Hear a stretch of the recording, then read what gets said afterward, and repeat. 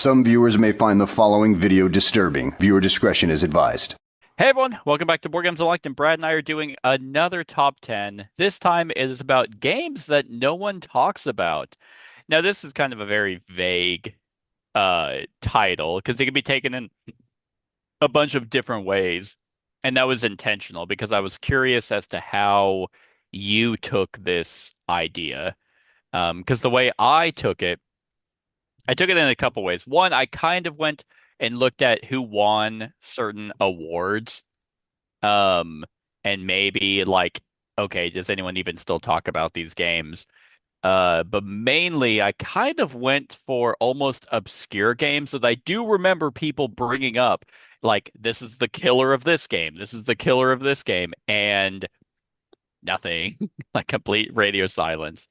So that's kind of how I came up with my list, a little hodgepodge of a few things, but that was a core of my thing of, huh, I don't see anyone bringing these games up. Well, see, I loosened my restraints a little bit because I told you I was going to look at awards and stuff. Yeah, and then Um, that was too much work. You're well, like, no, ah, never well, mind.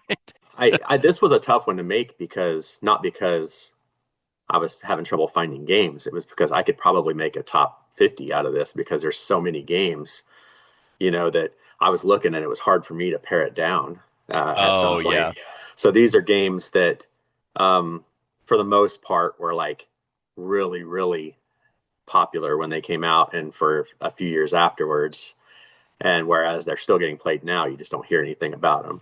yeah, So I don't know how much crossover we'll have. yeah. I'm But really glad you brought up that point because it's like I don't any of the games on my list I don't think are bad. These oh aren't yeah, like no, bad games that people fucking threw away. right. Uh, it's just the current day and age of board gaming, and we're subject to this too. When a game comes out, we play it, we love it. We're immediately talking about what they're doing next. And like we did it with, I mean, one of the more popular ones lately, Vantage. And it's like, I mean, we're like, this game is amazing. How are they going to support it? Like, can you imagine being a designer? It's like, it just came out. Fuck off. Uh, this took 8 years of my life to Yeah, design. What do you yeah. mean, what's next? This is it. Um, but yeah, I don't think any of these games are bad. And obviously, people would bring these up. It's not like these are so obscure Oh yeah, yeah, for that sure. you can find something. You bring up one of these games, I'm sure people will be like, "Oh, I love that one." This is more of like a list on, "Hey, I remember that being insanely popular back then." Well, and I own all 11 of these games still, Ooh, and also some of them are on my top 100. They're ones that have stuck with me, but I just don't hear people talking about it still. yeah, yeah. I think maybe a few of these might be my top 100. I own most of them. Right. Um, and then there was another thing I was gonna bring up in regards to the preamble of this, but I can't think of it. So, How um, many crossovers do you think we oh, potentially have? oh man, I also had a pretty long list to pick from. Um, I'll say one, two. We'll say two. I was gonna say possibly two. Yeah. Yeah. I do remember what I was gonna say. Um, I think your list is gonna be better than mine only because you absorb yourself in board game media than more than I do. You listen to podcasts and stuff. I only Right. watch a few YouTubers. Now, years ago, I would have been like, all I watch every single YouTuber and stuff, but now I have like two that I frequent. But there are a lot of games I know you'll come over and you'll be like, "Have you played this?" A lot of people are raving about it, and I'm like, "I have no idea what you're talking about." Right, right. So I think your list is gonna be a little bit better than mine. It Um, always how, is. okay. Uh, well, I don't have a comeback for that. How recent? How far back did you go? Like, are you like 2025? No one's talking about this. No one's talking about this game I anymore. think the newest game on my list probably came out, oh gosh, maybe 4 or 5 years ago, maybe. Yeah. maybe a little Yeah. bit earlier. I I can't wanted to remember go when this one far came enough out. back that enough time has passed if there was enough staying power for these Yeah. games. Oh yeah, yeah. I didn't pick anything new because shit. If it came out in 2025 and nobody's talking about it, it's just a shitty game. That's true. That's true. Or it's just, I mean, it's just that's just how it is. Yeah. I don't know. All right, you ready? Yep. Cool. Well, let's go ahead and get started with my honorable mention, number 11. Um, this was a game that I specifically remember everyone talking about it because it was done by a pretty prolific designer, and then it kind of spawned a bunch of sequels that had this kind of gimmick to it, and none of them seemed to take off. And that is boom, boom, Oh, Blitzkrieg, I've never World played War this. II. Huh? I've never played this. You haven't played this? Uh-uh. Oh, well, it's actually really good. Paolo Mori is the designer. I was trying to remember who it was. Um, but I remember this game coming out and a lot of people being like, this is Twilight Struggle. Like this is doing exactly like the concept of Twilight Struggle, but it's in 20 minutes. And I could see why people kind of would say that. Obviously, Twilight Struggle has a lot more going on, but yeah, like this spawned a few sequels. There was one called Dogfight that I think everyone hated. It was really bad. And then there was Caesar, which I think more people liked, but I didn't really like Caesar. This was the only one that I was like, this is actually pretty solid. And it's kind of a bag builder. You have your units that you draw a certain number from your bag, and then you're fighting for these various. I'm moving my mouse like I'm the one who's controlling it. You're fighting for those different what do they call those in like war games? It's not zones. I'm gonna say zones, but theaters. Oh yeah, yeah. Um, you're fighting for those different theaters, and usually it's just kind of like a numbers game, but there are specific units you can throw into your bag, these yellow tokens that have special powers, depending if you're the Axis or the Allies. And it's whoever has the most victory points. You can actually win by bagging your opponent. That's not the term they call it, but it's like decking where your opponent can't play any more units because you can make them discard units. And if they don't have anywhere to play, then that's another way you can win. It's a very clean, solid game that I don't have many fillers, but this one I kept in my collection because it is kind of a really nice tug of war aspect game. But yeah, I just think that there was all the buzz about this because it worked. Normally the here's a really deep game in a short amount of time, and one of those things doesn't work. But yeah, this one was very clean. I'd have to look up Paolo Mori as a designer. I just recognize the He's come up name. with a bunch. I can't think of any right off the top of my head, but he's a big Yeah. designer for Well, sure. while you're talking about your honorable mention, I'll just look him up. All right, But yeah, my this was oh, my. I go was ahead. just gonna close it out. Honorable mention: Blitzkrieg, World War II in 20 minutes. Perfect. My number 11 was a game that it actually came out in 2012. So I mean it's a little bit older, but it was one of those that when it came out was super popular and it it's still I still see it played a little bit. You just don't hear anybody talk about it because I think most people have kind of either played it by now or whatever, and it's just Hmm. kind of out there. But it's still a fantastic game. It's known for being the game that would bring D&D role playing game people into board games, and that is Lords of Waterdeep. This is still an outstanding game, especially if you have the expansion Yeah. that adds the skulls and all that stuff, which is really a neat mechanic and everything. But yeah, this one I still own. It's a blast. Um, there was another game that I just actually bought. I haven't played it yet. Called it was Dungeons and Dragons. It's the builders of Baldur's Gate, and it's kind of Oh like yeah. it's a take on this game, but it's not. I mean, it doesn't have the same mechanics or anything, but it's kind of a worker placement, a little bit of a different style. But it's supposed to build off of this game. But but anyway, this one is just one of those that you have a certain number of workers. You're placing the workers out in different spaces to gain different color cubes, which the cubes are, there's clerics and and your warriors and stuff like that. I always just say I have two blacks, two whites, and an orange, but they have the D&D bowls that you can buy for this Yeah. that have them like shaped, But you build buildings on that right side over here, and then that becomes an extra space that anybody can use.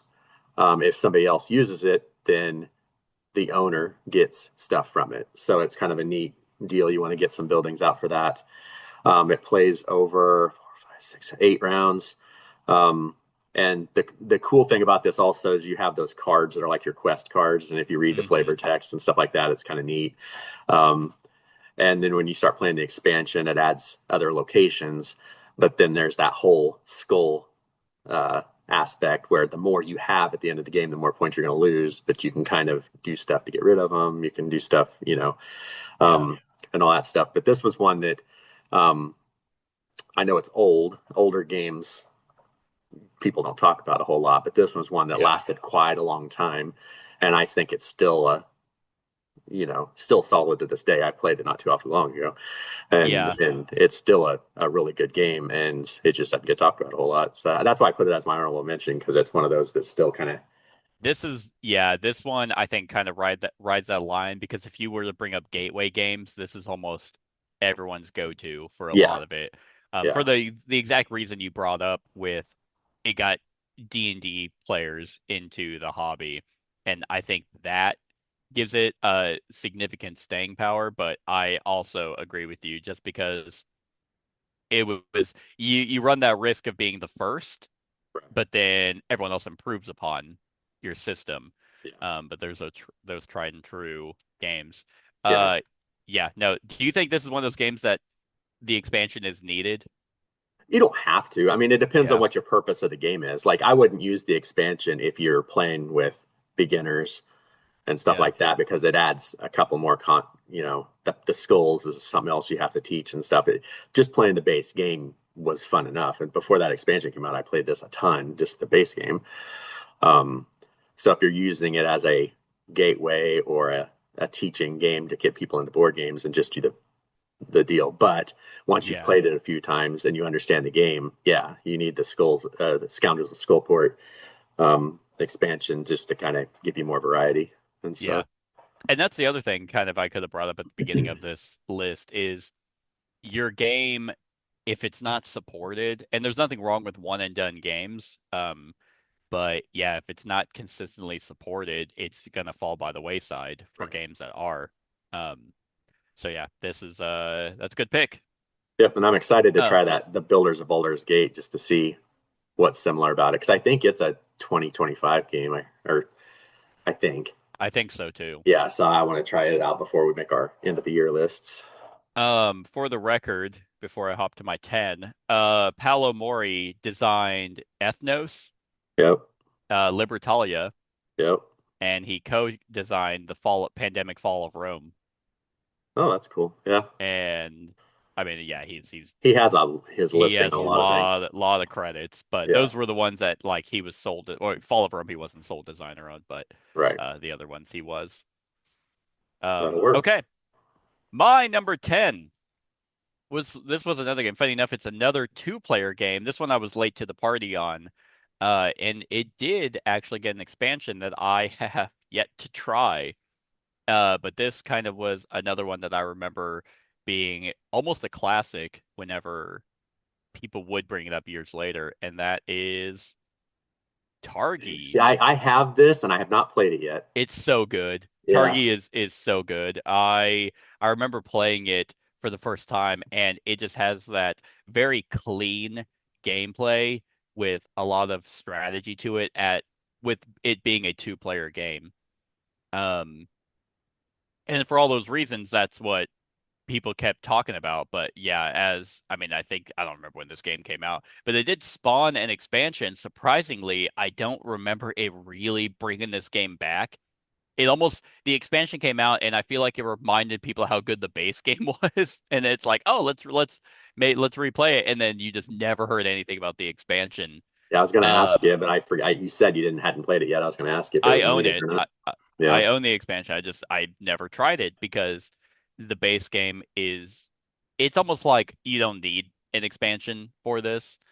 Uh, but it has such a really interesting um system in that you have two workers the entire game, and your board is oriented with action spaces around in a 5 by 5 grid. And what you're doing is you're placing one worker out on the edge, and then your opponent goes, and then you go to another area, and the card that you take is where they cross the cross section in the middle. Gotcha. But the rules of worker placement is you obviously can't go where someone else has gone, but you also can't go opposite to where you have been, because obviously they wouldn't make a cross section at that point. So whenever you're trying to figure out which card you want, you also need to keep in mind what actions you want to take, and you utilize resources that help you build sites because it's kind of a set collection. You're trying to get sets of different icons, but they can also have victory points on them. That's what the little, it's not a cross, but I don't know what it's called. And it's just insanely clean, efficient gameplay. And yeah, it probably came out in like 2012 or something. I actually don't know when it came out. Nailed it, 2012. Uh, and yeah, that's fucking 13 years ago. Yep. So, but it's so good. And part of the reason why I wanted to do this list was to kind of bring back games that maybe have been forgotten. Where if you're unaware of these games because no one's talking about them, they're you miss out on a lot. If you only follow the hype and you only follow FOMO, you miss out on a lot of really good games. Yep. And Targi is definitely one of them. That if you are a two-player, if you only have another one person to play with, this one is one to definitely check out. And the expansion came out, I mean, it just blew my mind. I thought it was like a couple years ago. The Yeah, I expansion think it came was out in just a couple 20, years ago, it was wasn't it? 2016. Oh shit. I know. I would have guessed like in the 2020s, I but yeah. thought so too. Yeah. Yeah, Targi the expansion 2016. Hmm. Interesting. See, this is one I need. Unless I'm missing something. That's what BGG says. So maybe they're like hopefully they're 4 years wrong or something. Well, this is one that I need. I'm surprised I haven't played yet because with it being a competitive game and it being a two-player game, Amy and I could play it Oh yeah, and and stuff. So she would she'd probably love kick my this. ass at it just like she usually does. Well, yeah. I mean, like like you have to let her win. And I don't Uh let. She trashes me sometimes. I'll add it to the list. Okay. Um, because it's a good one. It's a very, very clean strategic one. Um, so yeah, that's my number 10, Targi. All right. My number 10 was one that I felt needed to be on this list because it was super popular. It came out in 2014. It's had a few expansions. It's had a couple of new additions over the past few years that and stuff, but it just kind of disappeared. Like people don't talk about it a whole lot anymore. This was actually a game that was my number one game for a few years. Um, you know, not recent expansion. Android Netrunner, you're No, right. no, That no. dead in the water game Oh, that everyone hated. that one's. I wasn't gonna put dead games on here, but no, I guess that's it's fair. You could it's have. poorly owned. Um, just because it doesn't Yeah. really get talked about a whole lot anymore. There's been other bag builders that come out. There's been other Euros or stuff that people have moved on. This has even slipped on my list Yeah. now too. It's just kind of one of those that I don't get to the table a whole lot anymore. I feel And, like this is a great one because it has all those awards at the bottom. right, Um, I feel like when people do like their top 100s and they bring this one up, to me it always feels like it's on the list because they remember it being really good. It's like when was the last time you played it? You know? right, Like, eh, and I don't hate this game by any means. I just think there's a meta to it, so I find it boring now. right. But man, kind of like you, first time playing it, I was like, this is so good. Yeah, and it's one of those that just kind of um, the only time I ever hear it get brought up is like on people's top 100s, at some point, Hmm. but I don't hear it talked about anywhere else. Um, Surprisingly enough, people talk about Altiplano more than Orleans, and Yeah, that but not in a man's good way. no. They say that they like it. I mean, it's higher on their lists and stuff than this. Um, That's but I I played couldn't stand that Altiplano one. like once. It took for freaking ever. I Oh, you That's did the play reason. it? It Yeah, did take forever, right? yeah, yeah, Yeah, it's like I remember playing it at 2 and I was like, does this game ever end?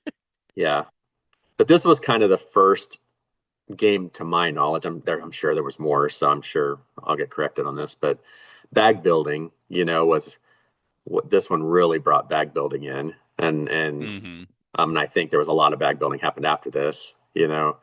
Um, but yeah, I mean, just having the chits and your deal. I will say the one thing I liked about Altiplano is you went through your entire bag. Um, Oh yeah. before you ride. That was the one thing I liked about that game over this, because this one you could get your monks stuck in a corner of your bag and never pull them for a few turns, or whatever. Yeah. But you're building your trade routes, gathering resources. There's all these different tracks and ways to score. Don't play with the intrigue board. Do like Yeah. you did and throw it away. I burned it. I literally burned it. And then I think I sold the game and the dude was asking about it. And I Oh was no. like, uh, I can't remember what I did. I think I found someone selling it on eBay and I paid for it. Yeah. So I ended up burning myself. Yeah. But yeah, it's one of those that the trade board is almost required, because it changes that this board up to make it where it's not just, oh, get a coin, get a coin, Right. get a coin. The trade board gives you a bunch of different options when you're playing stuff and trying to cull stuff out of your bag and everything. But yeah, this one just kind of has fallen to the wayside. I think there's other games out there that does a lot of the things this does, but better. So Yeah. I think that's why things have kind of um, it's just kind of fallen by the wayside. Yeah. I would agree. Very good picks so far, sir. Yep. My number 9 is in a similar vein, and it's funny because this game ended up getting kind of a deluxeified version that I remember people when it came out, which God, how long ago was this? Was this 8 years ago as well? Um, well, the original came out in 2014. Okay, the collector's edition only came out in 2022, so we're not losing time as much. Um, but the collector's edition, I remember people kind of searching for, but then nothing since then, and that is Yeah. Castles of Mad King Ludwig. And this is Yep. actually the base game or the original print. I was thinking Suburbia as well, but I feel like more people like Suburbia more, so it's talked about a little bit more. Right. But this kind of had some weird staying power. It did that crossover with Two Stonemeyer and cities. between two castles of Mad King Ludwig, Yeah. which God, that's a mouthful. But Between Two Cities was really good. That could have been another one on this list, but I think it wasn't as popular of a game. Um, but this one I remember a lot of people talking about because I had that kind of crazy castle building. You had a bunch of weird rooms that were next to each other, and you can kind of look at your finished castle and have a little story from from the way it was built. But ultimately, this is an auction game, and maybe that's why no, like auction games are kind of like they're not super popular. I feel because you need a large group to make them fun. And this game I think sings really well at 4, but you're basically everyone's like an auctioneer and they assign room pieces to various amounts and you kind of have that element of okay, I know this person wants this room, do I charge them more, and and then ultimately you get to pick because you don't want to put a room that you want so cheap because then someone else might buy it. So it has a really good auction system, and then the tile placement and everything is very clean. The way the rooms, like whenever you close off a room, those have individual powers. And the collector's edition had a bunch of expansions that were thrown in. And the collector's edition is very nice. I've actually played this game relatively recently and it's a very clean, efficient system. In terms of collector's editions, it's one of the better ones to have come out because it didn't make it cumbersome to play. It's honestly like, oh, okay, boom, pop this out. Here's this expansion. Get that out of the way. The rule book is color coded, so when you're learning it, I mean, it's Bezier, so their rule books are pretty trash. But it's color coded, so you can at least be like, I'm not playing with the Swan expansion, so I'll ignore the blue boxes. Right. Uh, but yeah, I know people were looking for the collector's edition, but that was 3 years ago, and doesn't seem like people are still bringing this one up, even though I think it's a very solid one. Um, and then they had that giant version Yeah. that I had. I don't even remember like it's like I somehow paid for everything, and then I got the big big version in, and I'm like, I do not need this. Why do Yeah. I have this? So I ended up selling it. But yeah, which if I was ever to record Castles of Mad King Ludwig, I would enjoy the giant version. Yeah. Um, Yeah, this yeah, one's pretty solid. I actually just bought the blueprints of Mad King Ludwig a yeah, few months ago. I don't know. I think it's like a roll and write or something. I don't know a whole lot about it. Amy picked it right. out when we were at a game store, so I really haven't looked into it a whole lot. But I owned this at one point, and it was just one of those that never hit the table a whole lot because it needs to Yeah. have more players than just a couple. You know? Yeah, I remember when I first played it, it was at a like I played it at 3 and it's fun. I'm dying. It's fine, but yeah, you kind of want more players and it really feels like today's day and age it's harder and harder for people to get large groups Yep. together unless you I guess are lucky. So I don't know, maybe that's why. But that's my number 9, Castles of Mad King Ludwig. Good choice. My number 9 is another game that's in my top 100. It came out in 2013. This game has tons of expansions that have come out for it over the years, but it's one of those that is kind of fallen by the wayside, kind of like with Orleans, you know. This one has fallen just mainly because I think people have played it and they just kind of, it's not fresh anymore, you know. Hmm. The newest thing to come out for this was a solitaire expansion to be able to play it solo. I haven't tried that yet, but that is Concordia. Oh, jeez. Yeah. Um, this one was a nominee for the Kennerspiel, I guess. But yeah, this one is a classic. I mean, this Who was puts that on there? I almost won. yeah. But yeah, That's this one funny. I was late to the game on this one. A friend of mine showed this game to me a handful of years ago, and I loved it. So then I bought all the map packs and all the expansions and all this crap. But yeah, I mean, don't this cover is a little bit is a lot better than the original. The original cover for the Yeah. early edition was really bad. They made this one look a little better. But this one, pretty much what you're doing is, you're gaining resources, going around the world or the not world, the Mediterranean.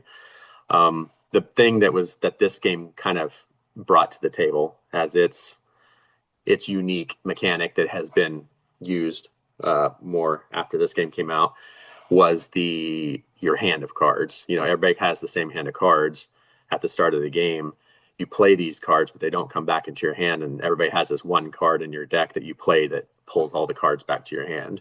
Hmm. So you have to be strategic about when you want to pull them all back. Um, and there's you're limited on resources as far as your player board and all that Hmm. stuff as well. Um, there's so many boards to this of different locations that have different routes. Um, I mean, the box I have has tons of box lift, even though I have an insert printed for it because there's so many map boards.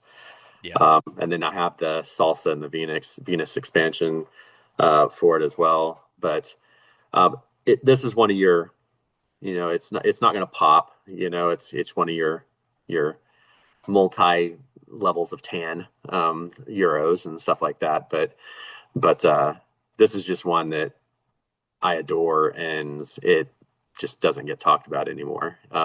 Yeah, I remember the hype surrounding this game, and I finally got around to playing it, and I was like, oh, okay, yeah, it's fine. Like, I guess fine would be mean it's like a five, but it's like I was like, this is good. I don't need to play it again. So Yeah, I think the hype for this game, at least for me, wasn't necessarily justified. Kind of like this fell into maybe it was just me kind of falling out of this genre of gaming, but this and I played Brass Birmingham around the same time, and I'm like, yeah, these are good. These are solid games. if it All if, right, I'll move on to if it something was else. Concordia, the boss battler, you would have loved Yeah, I need. it. Where's my narrative element in Concordia? Right. Where's my campaign? But yeah, Concordia. this one, still it's one of my favorites of this deal. This is kind of my wheelhouse of Euro for the most part, even Yeah. though it's um but yeah, it's It also it had that needs cool system of the cards were also your end game scoring. yes. That was But and I think that's depending on the god, yep, you can set collect and all that jazz to get yeah. stuff as So well. I think the card play is what a lot of people really liked about this one. It's like everything else you did wasn't like super innovative, but the way the cards worked were pretty cool. And the maps help, definitely. I wonder who has more maps, this game or Power Grid? Because Gosh, Power I don't Grid know. ended up getting a bunch of maps too. I would say probably Power Grid because I mean there's several for this, but Power Grid just has a shit ton. Yeah. The one thing that I like about this though too is I think it was the Venus expansion I want to say added fish resource because it was a different deal. So you actually had a new resource that got added um, as well. So Whoa. well, right, but it does change it a Crazy. lot I because know, it's I know. because you only have so much space on your board, so it's another resource you have to like work around Yeah. and stuff. But yeah, I mean, this is one I need to try the Solitaria expansion because it That made a has co-op too, didn't it? yes, but there's an AI. They've built an AI, and you can use any map and anything Ooh. to with the Ooh. Solitaria. So it's like it breathes fresh air into this, um, where you can play any map you want to, co-op or solo. Nice. But yeah, Well, that's my sweet. number Good nine, pick. Concordia. Yeah, that's a good one. My number eight is actually I was torn on which version to use, but I ended up going with kind of the sequel because this company remade a game and it almost killed their other game. And not almost, I feel like it did kill their other game. And they supported it for a little bit, but then this company's kind of weird now. I feel like they were really on the up and up, and now I feel like they've fallen off. And that is Mm, Imperial Settlers, Empires of the North. yep. Uh, I could have put Imperial Settlers on here, but the reason why I went with Empires of the North is because this had that kind of statement of, oh man, this completely replaces Imperial Settlers. And I mean, you could put 51st State on here for killing Imperial Settlers too, because that seems to kind of be more people's jam. But I mean, this was done by Portal Games, who also made Imperial Settlers. I feel like they shot themselves in the foot by having that stupid Imperial Settlers tag on there, because it didn't need to be there. This could have just been it is its own game. It shares a DNA with Imperial Settlers, but in terms of how you actually play the game, it's I mean, it's completely different. The way Got you yourself do, a Polish box lid on that picture. ew, gross. This from this Polish company. Yeah, so because they gave you a lot more agency while you're playing. You have your starting buildings out. They give you generalized actions to be able to get some resources to continue building more buildings. Um, you don't have like this row aspect of like basic buildings and your own personal buildings, so it's not weird like that. And then whenever you're taking your turns, you actually have that at the bottom left, that kind of action wheel Yeah. that you can do to control what you are wanting to do on your turn rather than rely on cards to allow you to do things. Um, but whenever you're actually playing the game, you still utilize resources. You have a certain amount of workers that you have to spend to go to locations. But the really cool thing about this one was it really felt like every faction was completely different. They had a bunch of factions right out the gate, and then they supported it for a decent amount with I want to say maybe 3 expansions, but each expansion added 2 factions. Empires of the North. They had that one camp. Did this one get a campaign It expansion like Imperial did. Oh, the Settlers? Lighthouse, Wrath of the Lighthouse. It was Yeah. ass. Okay. It was not good. But yeah, they had Egyptian kings that came with 2 factions. They had barbarian hordes that came with 2 factions. Roman banners came with 2 factions, and then Japanese islands. So 4 expansions that added 8 factions to it. So they gave this game some legs, but and then Wrath of the Lighthouse, I think, was the last Yeah. expansion for it. Hmm.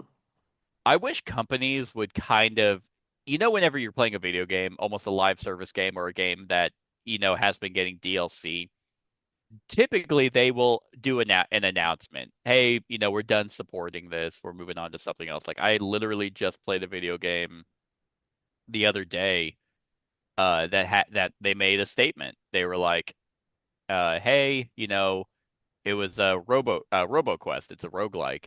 And they put out a statement. They're like, hey, we're moving on from this. It was never intended to be a live service game. We only wanted to provide meaningful updates, but we want to move on to something else.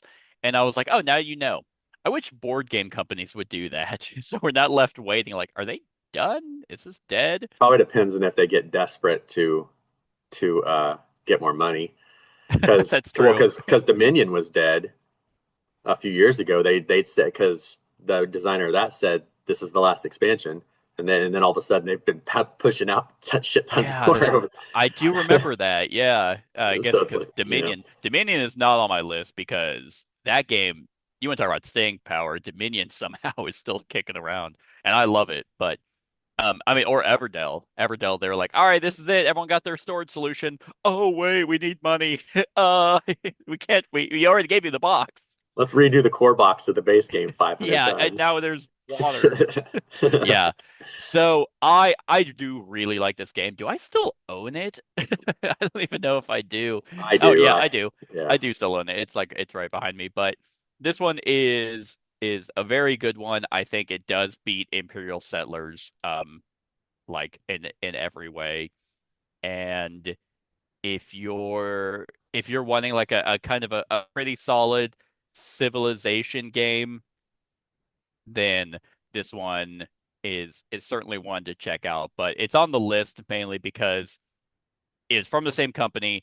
Everyone was talking about it. The comparison of this to its predecessor, and even though they were pumping out, I felt like no one was even talking about the expansions when they were coming out.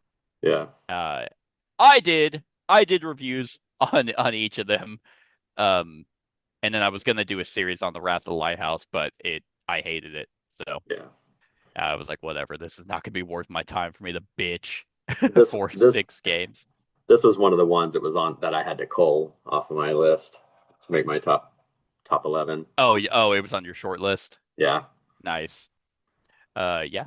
So that's my number 8, Imperial Settlers, Empires of the North. All right. My number 8, we actually were just talking about when I was over at your place a few days ago. This is one I own almost. I think I'm missing one expansion for it. I own everything else, and I've bought each size bigger a box as they keep coming out with bigger boxes and bigger boxes.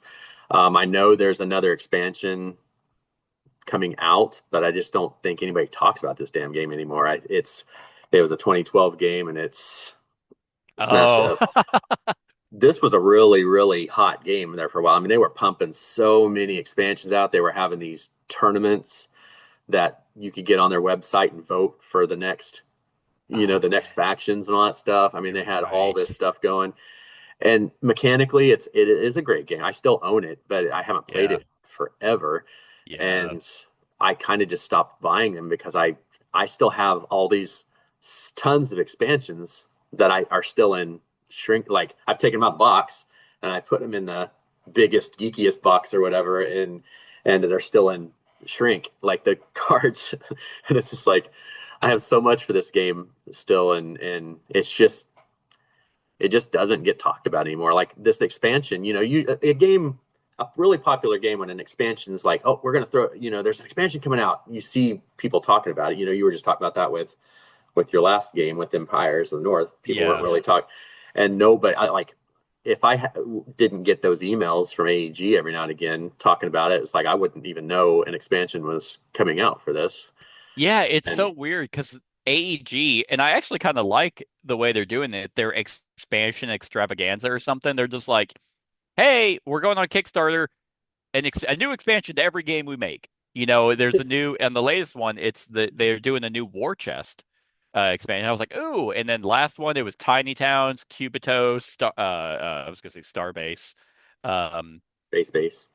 Space Base. I'm like, it's not Star Realms. It's from that shitty company. uh, Space Base, and they're doing all that. And this latest one, yeah, they announced a new one for Smash Up, and it really felt like, oh, Right. okay, like why? I agree, and this was on my short list, and I ultimately didn't put it on my list because I was like, well, they are making an expansion for it, so maybe Yeah. people are talking about it, and I think you're right. I think people are just kind of like, who cares? Yeah, and if you happen to go out, if this game looks good and you happen to go out and get it, know that you need to at least play it with three. I Don't say play it with two. only, yeah, only play the three, Yeah, man. I think two sucks and four is too chaotic. yeah, but yeah, three's the sweet spot for this. But And you know, I it's wonder, they have so many factions for this and promo factions and stuff. I haven't ever done the work to go through them. And it's like, how different are these factions really? yeah, I It's agree. like, are they just like the exact same with you got a dinosaur instead of an alien or something? Um, I don't know. I don't know how different they really are. And I think maybe that has a play on it where it's like maybe each game kind of feels samey regardless of which factions you have out there. I don't know. Like I said, I still do like this game, and it kind of I want to see if I can get it to the table because it is a very solid kind of party-esque game. Yeah, I like it too. I mean, like I said, I still own pretty much Yeah. everything for it, but I just haven't played it forever because Yeah, that's true. even if I was to bring it to one of the game groups and they wouldn't pick it to play. It's like I Yeah. think people have played it. They're just kind of ready to move on. Yeah, that could be it. It was so popular Mhm. that people almost burned themselves out on it. Because they were coming out with a Um, couple expansions a year, it was insane. Each of them had four right? new factions in it. Yeah, and then they never because they have the bigger, geekier box. They had the big geeky box, then the bigger, geekier box. And I've been waiting for 15 years for them to make the biggest, geekiest box and be done with it. And they Yeah, still haven't. I have no, like, although all my cards are sleeved and I don't have any room anymore. yeah, I know it's crazy, but yeah, that's my number 8 smash up. It's That's a it's good one of one. those. It's solid, but if you have never played it, play it. I mean, it's good. It is a lot Don't of don't fun. feel like you have to go and buy everything. Just get the core box. And you'll have fun with it. Oh yeah, just because there's so many factions in the core box, and Yeah, you just pick any two of them, and now you have a deck, yeah. and the game Oh, is so don't easy do to. don't do the Munchkin one. No, yeah, throw that one away. Stay Like away I from Munchkin. actually, I might have room for it unless I took it out because I think it's either still in the box and I can take it out and throw it away because I will literally never play it, or I already did that and I don't have any more room. Right. Um, good pick. All right, my number seven. This is one of the games I actually don't own, but I do own its sequel, and you could probably pick either one of these to put on here. This is actually one that did win the Kenner Spiel, I think. I think it's the Kenner Spiel. Insanely popular game. I know a lot of people were raving about it, and mainly for its simplicity, because the second one was a little bit more complex, which is why I like it, and that is Where is it? There it is. King Domino. Oh, it wasn't Kenner Spiel des Jahres. Well, that's all Uh, this. This one won the Kinder Spiel, oh, which is the okay. light for light games. It's the one for Kinder's the babies. right. Kinder is the more strategic. Kinder is the light games. Gotcha. The one for simpletons. Right. Um, but I mean, mainly, like, it literally says 1 million copies sold. This one just blew up. Obviously, it sold 1 million copies in 2017.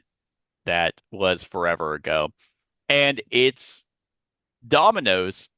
Like it's a little take on dominoes. You have your different terrains that are on each of the tiles as you're drawing them, and you get victory points based off of it. It kind of has a almost kind of castles of I was gonna say castles of Burgundy. Um, Carcassonne has kind of a similar Carcassonne vibe where you want the biggest land or you want certain objectives to be met, but it is as simple as it can get and without it being dominoes. So if my choice is whether to play dominoes or King Domino, I'll play King Domino. It's a little bit more fun, but and it's rightfully deserved. I don't think I'd have to look at the 2017 Spiel des Jahres nominees to see who I would have picked to win. But I think that this one was just so insanely popular because it was so easy to just it was cheap, easy to jump into. Families could play it. It's a phenomenal gateway game to hop in. And I didn't play it till years later. And I think this actually has expansions to it as well. So, yeah. Um, and I tried it with those. It just didn't quite do it for me. It was like, oh, okay. Like obviously not the target gamer for this. But then they spawned Queen Domino, which was more complex, but I don't think it did as well. But that's the one I gravitated towards. So I actually own a copy of Queen Domino somewhere. Yep, there it is. I see it. I see it. So yeah, I mean, there's not really a whole lot to talk about with King Domino. It was insanely popular whenever it came out, and that was forever ago. And now it's no one likes it. Yeah. No one talks about it at all. Yeah. I don't even know if Makes people are sense. really bringing this one up. If you're talking about gateway games, people are like, oh yeah, King Domino. I forgot about that. So that's Yeah. my number 7. All right. My number 7 is the oldest game on my list. Came out in 2000. 1980 No. I didn't do anything at all. Cosmic Encounter First Uh, Edition. 2009. Um, Okay. and this one is a game that it, I mean, it caught fire when it first came out. It's a re-implementation of an old game, and then it was still popular. But then it just kind of I don't hear anybody talking about it now. I don't even know how the sales are going for the game and stuff like that. It had many expansions, many different variations, and that is Small World. I talked about this recently. Oh, On my chat, I actually re-reviewed this. really? Like yeah, actually maybe about a year ago. Oh, okay. It mainly because no one was talking about it. I was like, Right, I feel like right. this one, this one's great. Yeah, this is an outstanding game. It re-implements Vinci, which is I haven't played Vinci, but I mean, it's more or less this game, just a lot more dull. Yeah. But this one, I all I have for this game is the base game, and then I have those 2 power packs that add all the factions. Like I don't have hmm like a lot of the other weird factions. I don't have the underground. I used to. Yeah, the Um, standalone. yeah, and then like didn't they have like a Yeah, the World of Warcraft World of Warcraft stuff? one. Yeah, but if you just get this, and then if you want more factions, get those 2 power packs. I mean, that there's unlimited amount of combinations of characters you can get because hmm when you're going through and playing over here at the right, you're going to be filling these in with races and whatever I guess skill Abilities. bases, Yeah, abilities, whatever. whatever. and so they're going to be mixed and everything, and then you're going to put coins on them, and you kind of can choose whether to pay or not pay, but take to get the coin if it's not as good and it flows up. But it's pretty much what this is it's area control. You're putting out your characters, spreading them all over the world, but then they eventually will have to go into decline.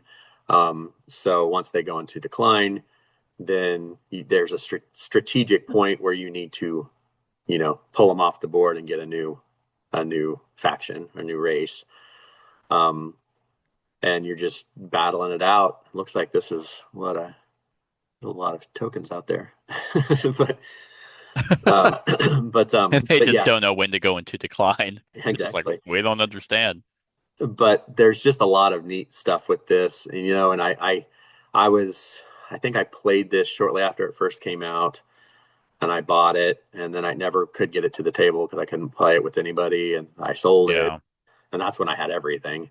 And then over about 2 years ago, I think I rebought everything that I wanted, the base game and the power packs, um, and just the combinations and the art's awesome. This was Days of Wonder, one of their early ones that kind of an evergreen for them. You just don't hear anybody talk about it anymore, Yeah. which is why it's on this list. But as good mechanically as it is, um, I mean, I don't know. What did you rate this game when you reviewed it? When I re-reviewed it, Yeah, yeah, because I actually played this. It sucked because I had found, and this always seems to happen. You find that there are actually more people in this hobby than you would think. So I found co-workers because I went to like this, gathering of right. employees just to kind of like meet people. And I found out, oh, hey, my coworkers actually play board games. So I finally got a group together. And then shortly after I moved. Yeah, But this was the game we played. It was this and Decorum. And I was like, man, this game is really, really solid. I have it at a 7.5. that's exactly what I have on BGG, and I might even push it up to an 8. Like it I just was about to depends, say, and this I might not have updated it whenever I did my review. I actually can't remember. Um, I will bump it up to an 8. I feel like it's an 8, but yeah, I played it at 4, and it's so unique. Like no other game is easy to learn, like especially area control games. No other game is easy to learn and has that much fun variety. Because every game has going to be like, oh shit, that faction like has that ability. yeah, Oh, it's okay. crazy. But And I think it's that's almost like what's. that. Oh, go ahead, finish. I was gonna say, and it's like that with almost every faction where people will look at it and be like, everyone's looking around the table trying to see if like, am I gonna be able to grab that first? That the Um, thing that's awesome about this though is, yeah, there are super overpowered combinations, but they're only going to have it for so long. yeah, And that's the beauty of this game, is because, yeah, that's they've kind of taken that into account, because some games have those combinations that just randomly pop up, and if you're lucky enough to get it, you run away with the game. yeah, This one, yeah, they may score a handful of points for a few rounds, but they're eventually going to have to go into decline, and then it's going to be a whole new thing. yeah, yeah. This is definitely Days of Wonder. I feel like that this could, and there's a charm to it with the way the art is. Oh, the art's Uh, I awesome. was I was gonna say, this could probably be due for like a second edition or something, but I don't think so. Yeah. And this was back in the days before Kickstarter. If this was a Kickstarter game, I mean, it'd be, it'd have a million factions, but it'd be probably way more bloated. Well, they have those $1,500 deals that they did come out with on Kickstarter. That was like a wooden case, and kind of Oh, like they for did with, this? yeah, like kind of like Damn, they did with the War of the Ring stuff. gotcha. But I was unaware of that, but I yeah, agree. I think this one you just kind of want more factions because they had like the curses thing, which was like a deck of cards, and it like Days of Wonder. I feel like they kind of just shit the bed with expansions. Um, but yeah, you don't need any of that. You just need the factions, and that's it. yep. So you don't even need those. Like you could honestly just run with the base game forever. There's tons in the base game, Yeah. so, and all the combinations and stuff. Yep, this is a good one. I didn't think of it. So All right. Good pick. All right. My number six. This one's a little bit weird, mainly because it's a Kickstarter game that had a previous Kickstarter that didn't do well, or the project kind of went south. It's picked up by another company that at least finished it, and I feel like this game had a lot of buzz because of one person, and that is Ah, Project Elite. Tom Vassell. Tom Vassell. Tom Vassell, I feel like carried this game on his shoulders. He talked about the old one. He like on his top 100s, the original version of this. Yeah. He Yeah, championed. the one that was by Artipia.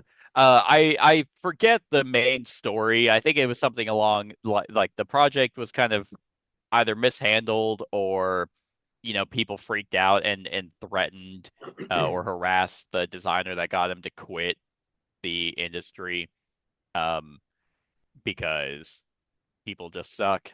But eventually Simon took over the title and remade it, and this is the version that I have. But Project Elite is a real-time tower defense game, and it is, yeah, I mean, it is real time for Two half the minutes, game. 2 minute sessions, Yeah, which is it's why I it's like it. right.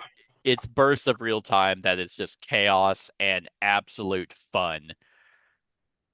But and then yeah, like Tom Vassell from the rest, it was like his number one because there was always Cosmic Encounter forever. It was like, oh man, all right, Cosmic Encounter again. And then this one, I think, might have been, in the times I was watching, was the first game that changed I think so. to his number one. And of course, people that blew up. And I think it's fallen off his. I don't know what his number one is anymore. Uh, I can't remember. they, I want to say it's either it might be Ready Set Bet or something, or Marvel United. I know they rave about a few games lately, but Project Elite had a lot of people talking about it because mainly the controversy or the drama surrounding it, and because it is an absolutely fun game.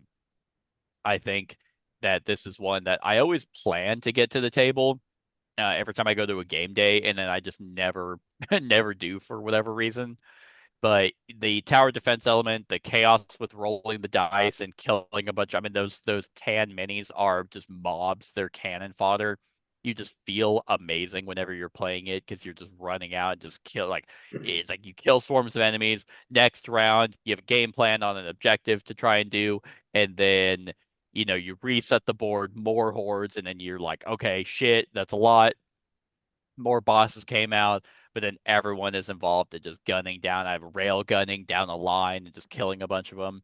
It feels so good when you're playing, and then yeah, like it just went away. I guess, I mean, big reviewers do have a lot of say in kind of the success and failure of certain games, hence why they're probably paid a bunch to review games because when this game came out and it ended up being Tom Vassell's number one, this shot up in popularity. And no one, and that's also because I feel like it has a few expansions to it, but this game could have been ripe with more and more content. Yeah, the only way you can get this game too is secondhand market. So Hmm. that's update. Tom Vassell's number one game in the latest list is Arc Nova, Okay. Okay. Yep. That checks out. and this game was is his five now, Five. Okay. followed by The So, Crew, Le Havre, and Cosmic Encounter. okay. Yeah, I feel like Cosmic Encounter shot back up. And anyway, that's a side tangent, but Yeah, uh time will tell what his new number one will be if it's still Arc Nova. yeah. But it's definitely not this one. And if you're, I mean, unfortunately, yeah, you probably pay an arm and a leg to get this copy now, and it's just hard to get because it was like a limited print run. Simon is barely a company now. Yeah. Um, so I don't see this game making a resurgence anytime ever. It'd be cool. I would really like more content for it, even though I literally just said I never get it to the table. But this one could Yeah. have been like, because it has like I think it only has 2 maps to it, and for a game It like was this, like you the almost ship, the want. wrecked ship, and then this one. Yeah, this board's Yeah. double-sided, and there's another board Oh, okay. that Gotcha. it's like a sand dune, or alien spaceship. I don't remember. But I mean, it definitely has enough content. And if you're looking for an awesome tower defense game that's real time, Project Elite is probably the best one to get. All right. Good So choice. that's my number 6. All right. From this game down, the rest of this list were ones that I knew, like there were automatics. I knew they were going to be in the top 10. Um, Okay. the other ones were pretty solid, obviously, but like from 6 down are ones that I knew had to be at this spot. Number 6 is a game that came out in 2020. It's highly rated for me. I don't exactly remember where it's rated right from the last top 100 we did, but it's still pretty high. This is a game I showed you and your ex, and Oh, so and it sucks. I hate it. and this one you actually own this too, I believe, still. But Thanos Rising. You're no, right. no. But this one is one that has a stupid name, but the mechanics and everything with it are just outstanding. Stupid board too, how you have to put it together. Oh And yeah. that's Whistle Mountain. Um, Yeah, Scott is a stupid name. but really, the only reason this is a whistle is because that's a resource. But I mean, it's not. And they had what it was. Whistle Stop was their Yeah, the train train game, one. and then I don't know why this is called Whistle Mountain, but whatever. But anyway, It this wouldn't is sell otherwise. right, I guess. Yeah. But this one is one of those games that I bought because people were talking it up so much. And then when I got to the table those first few times, it was just crazy good with the worker placement. Um, in this game, you actually have 3 sizes of airships, and those are your workers that you're placing, which it confuses some people because there's meeples all over the place. Those aren't worker placement. They start on this side, and then Yeah. you have to like build stuff and get them brought over to this side, and you can move them around on this side to get more points and get different stuff. They can also fall into the flood at the bottom of the mountain, which become negative points at the end of the game. But as you do stuff, you're gonna be putting scaffolding down first as you buy them and do different stuff, and then that opens up resources because when you place your airships on when they cover up icons, you gain those resources. And then once you have scaffolding set, then you can buy machines to go on there that give you all these special, maybe a worker placement space, these different abilities. But every time you build a machine, the water level rises. So once it covers up a part of it, then the machine is not working anymore. Um, And it and turns out electronics don't like water. right, exactly. But you are there's different shapes, of those. There's all these buildings. There's cards that you can get that give you stuff. Everybody has their own player board, and you can buy those little gear-looking things, and those are like upgrades to your They're like deal. player powers Yeah, almost. right, Yeah. right. And it's just this was one of those games that I mean, it got a lot of praise when it came out, and I still champion it today because it's still an outstanding game. Yeah. The board is stupid because it comes in 4 pieces and you have to fit it together like a puzzle. I don't know if they did that because those plastic tracks had to go into it for the water or what. I don't know, but No, they could. I mean, there's foldable boards that I have know, that have dials. I mean, no, Zulkin. right? I It's mean, Bezier games. I mean, but yeah, they're kind of a weird company. but yeah. So this one I feel fits this list because everybody was talking about this game when it came out, and enough so that I went out and bought it immediately.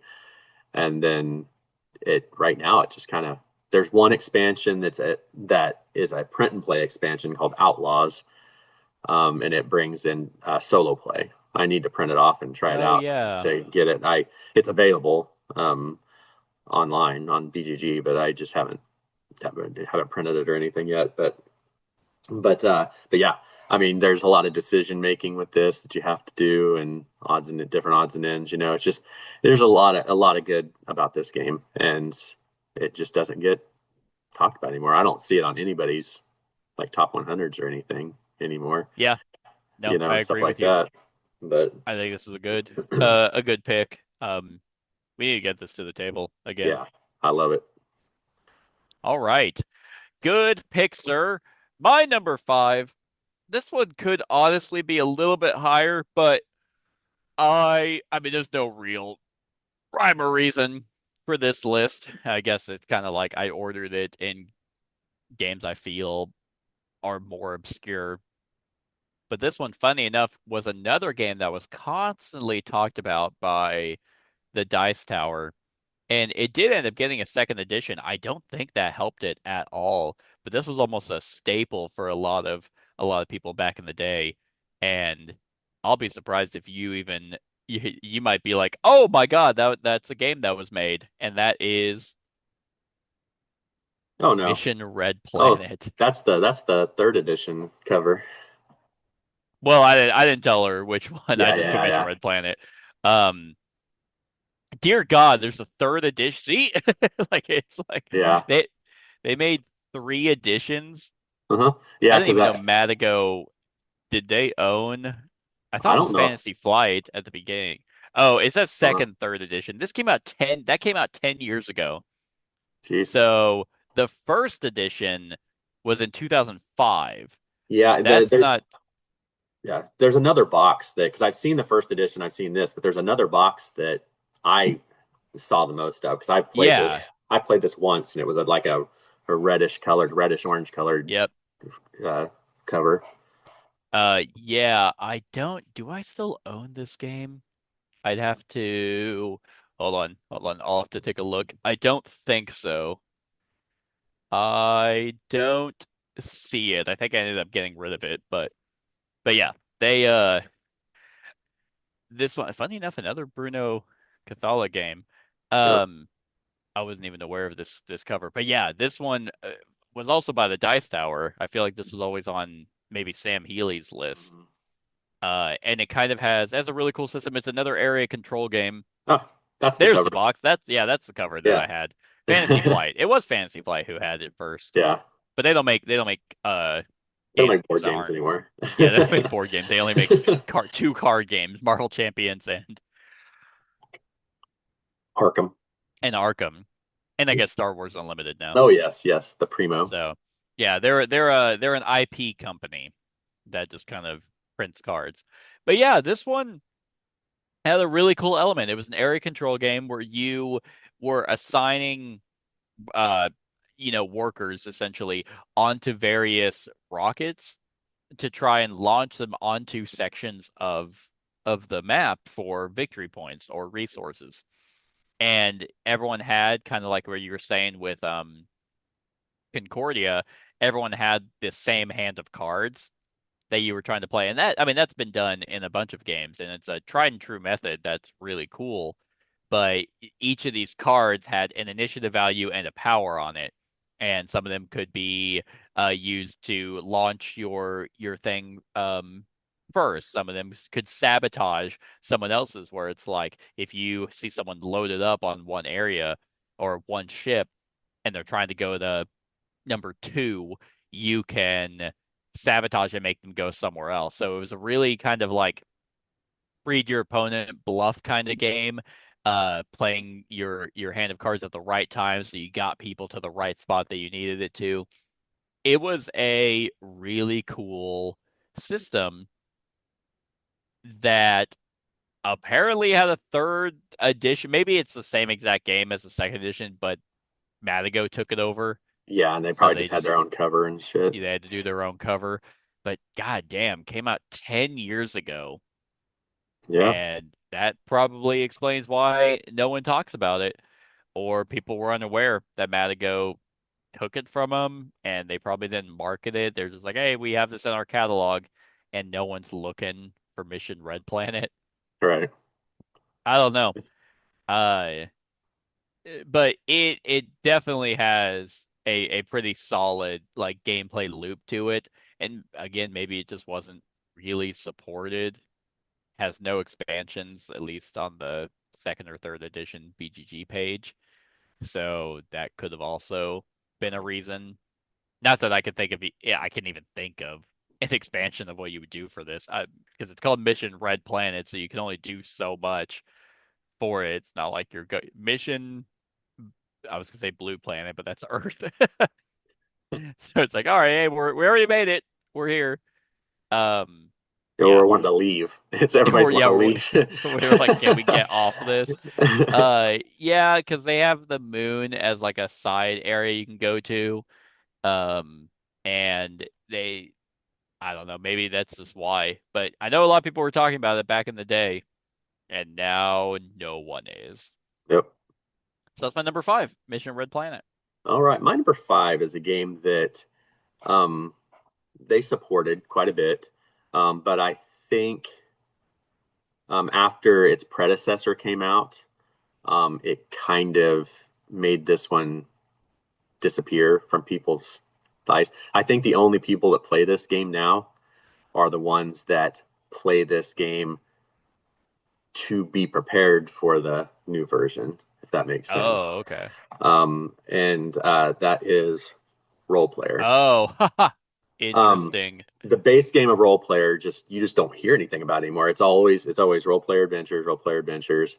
Um, Most people, I think, just use the precons and Role Player Adventures. You I know, did for the expansion. I was like, oh, let's play precons, and then I was yeah, like, huh, that worked out very well. yeah. So I think, I mean, if you really want to make uh, a day out of it, I mean, you could play this, which is building pretty much you're building a character is what the whole game is. You're just building a character, and at the end, you could transport that character into Role Player Adventures and play through a campaign Yeah. with them. Um, but But it's this one, weird because if you're playing role player to make a character, role player is a competitive game. right? So you're not really bit like you have to kind of play it cooperatively where it's like, hey, this weapon is would be really great for me, Mhm. but it works best for your character in role player adventure, so I guess I'll let you have it. Yeah, It's weird. yeah, and obviously they're done with this game. I mean, they came out with the big box at that last Mhm. expansion, and it's really nice. I mean, it's all decked out, and I have everything for it. But Mhm. this is pretty much the theme of this game is you're just you're building your character. You're giving them Yep. different traits. You're giving them their weaponry, their stats, because you put dice down on their stats, and it'll determine their dexterity, strength, intelligence, all that stuff. You're trying to match it up with their cards, to get more, victory points with if you're playing it just for this. But and it's a dice drafting game, Yep. so you're out there drafting dice. I still really like this game. Oh yeah. I think it's kind of like what game were you talking about earlier? You were talking about Imperial Settlers and Empires of the North. I Yep. think when they came out with Role Player Adventures, I think it pushed this one down even further.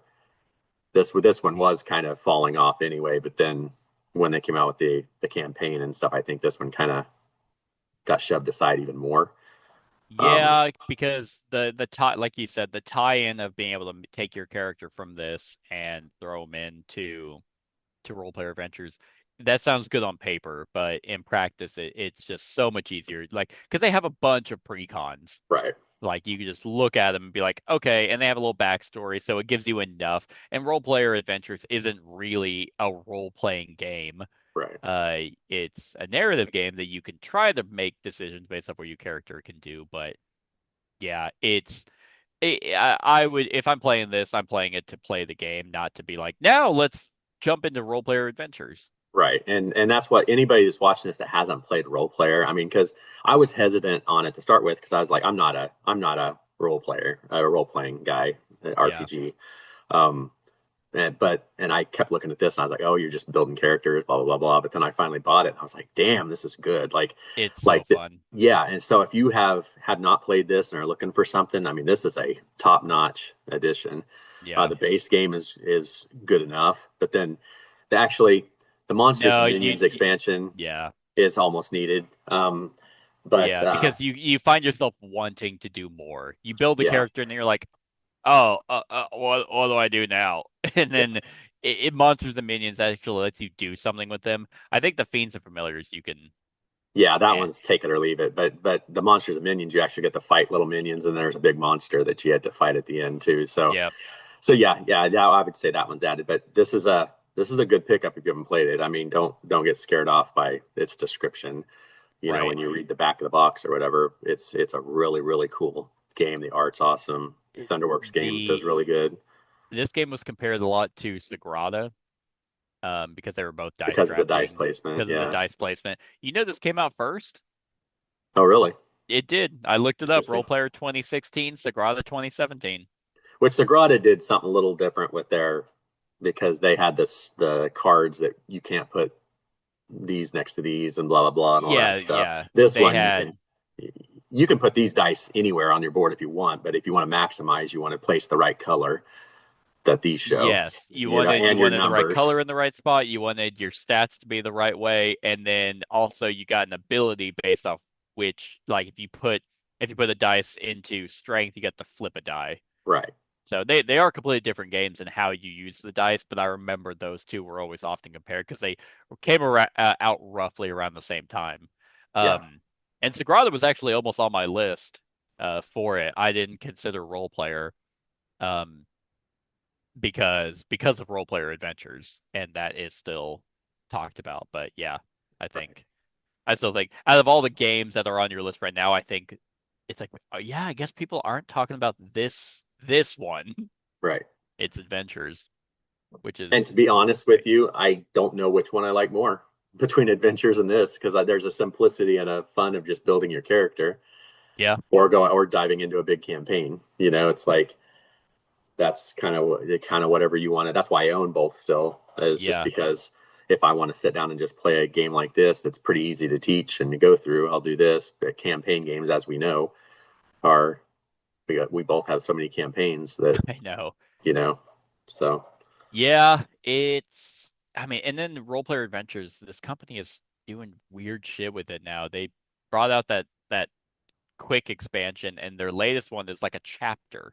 I know I It's backed like, it, but what? it's like I you did know, too. It's like, but okay, like, why didn't you just wait? Do you need money? Is that it? Why didn't you just yeah, wait till you had enough content for another big box? yeah, Whatever. They had to make room for the big box 10-penny parks that people were clamoring for. yeah. I'm not All even. right. I'm getting rid of Ten Penny Parks. So I don't blame you. yeah. All right. My number four, this is one of the games that I think could be a crossover. Oh, okay.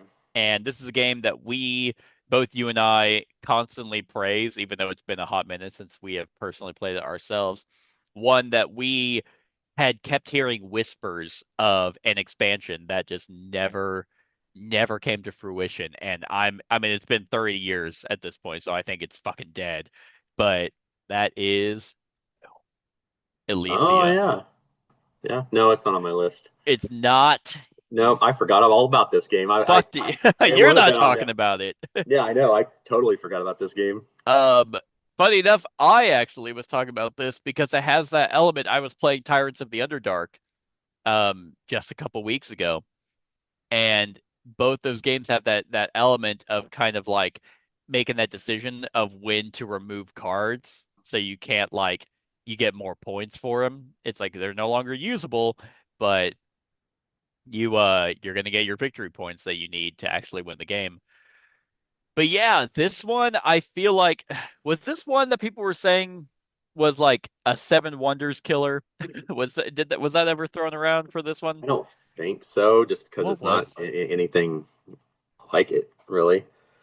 Yeah, I don't know why. I feel like that had kind of like this that element to it, but maybe it was just kind of like the theme The theme, maybe. Yeah. like is pretty similar. But I've taken a look at it and even I'm like, how do you play this game? I know. Like I would have to totally relearn it from the I base, man. know. So All I remember is the fact that you had cards that you had at the top, like above your little divider, your little Walmart cashier divider. Uh, and you had those different actions, those four colored action pillars that you put on cards to activate their abilities. Some of them Yes. were like in response, some of them were like a one-time use, some of them were passive, and like I think if I'm not mistaken, that very top one gives you a like a victory point whenever you activate it with a yellow Oh, pillar. yeah. So you had a certain number of actions, and you might have more if you had simple ones, but you had less if you like one of them requires a green and any color to go on it to activate it. And you were using it to gather more cards to activate abilities or to attack opponents, depending on it was dependent on which gods that you had because they had a bunch of different gods that you would kind of it's like, hey, what kind do you want a hyper aggressive game? Use these gods. And that was always an awesome addition to the rule book of, hey, do you want a really high high point, like victory point game? Use these gods. Like Chemical Overlord does that too. Yeah. Where it's like, what kind of game do you want? Dominion does the same thing. But I remember the uniqueness of this game, besides it being the gods, was one that action system, the color coordinated action pillars, and then at some point you had to make a decision of putting cards that you could use into your Elysium, and that was how they were going to score, but you couldn't use their ability anymore. Yeah. And I really, really like that element in the game because some cards are going to get you a lot of victory points, but they are so good for your build and for your strategy. But man, I remember we were wanting an expansion and They I had a talked about it. they did. I was like, I Yeah. remember that being talked about, but then just nothing happened with it and no idea why. I don't even know who the hell the designer is. Well, Matthew Brett Dunstan has done. Gilbert. Matthew Dunstan's done a bunch of stuff. Oh, okay. I was trying to see what company this was from, but Elysium. it doesn't say on the. This also came out in 2015. Oh, Space. Space Cowboys Oh, okay. is who it says now. Yeah. Uh, Brett J. Gilbert. He did Happy Home. That game sucked ass. I feel like I've seen this guy before. This dude looks like a TikToker that I have seen. He's like a politics TikToker. Um, where he basically just makes fun of people who do shitty things. This guy looks so familiar. But yeah, Matthew. he Oh, sorry. Go ahead. did he do Guilds of Merchant Explorers? Well, that's why Matthew Dunstan did. He also did all the adventure Oh, games boxes. He did Elysium. He's done 95 different things. funny Um, enough, Guild of Merchant Explorers was done by both of these guys. hey, that's interesting. Maybe that's why And it's. I hear it's really good. I've never played it, but I hear Guild of it's Mer is awesome. it's a sleeper. It's definitely a sleeper game. It's weird though because it's like it feels like it should have just been like a roll and write, where you just write on the board, but you don't. You place cubes. It's kind of jank like that. But anyway, Uh, that is a oh, different sorry. game that's not on this list. Dunstan also. Elysium. Oh, sorry. Sorry, what were you saying? Dunstan also did all the Monumental games. Okay. So, So maybe like, they because just I know. moved on. I don't know. Yeah. If I ever meet these guys, I'll be like, what? I'll just ask, hey, what happened with Elysium? They're like, God, that game sucked.